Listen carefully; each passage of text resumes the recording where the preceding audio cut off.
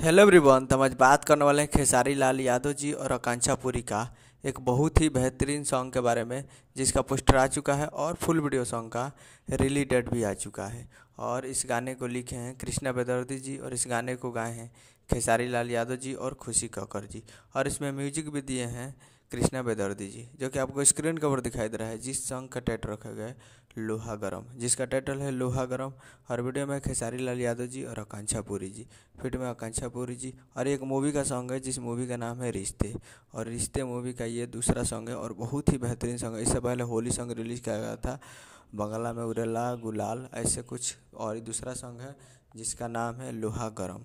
तो आप लोग तैयार रहिएगा। और ये फुल वीडियो सॉन्ग को रिलीज़ किया जा रहा है 11 मार्च को 2025 को सुबह 6:30 AM पे ये फुल वीडियो सॉन्ग को रिलीज़ किया जा रहा है। यानी 11 तारीख को सुबह 6:30 पे फुल वीडियो सॉन्ग को देखने के लिए तैयार रहिएगा।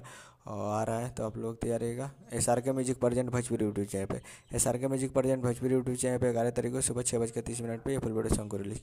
तो यही अपडेट हमें वीडियो चैनल को सब्सक्राइब कर बेल आइकन ताकि इसके खेसारी लाल यादव जी का लेटेस्ट सुनाता है वीडियो के लिए। मिलते अगले वीडियो में। जय हिंद जय भोजपुरी।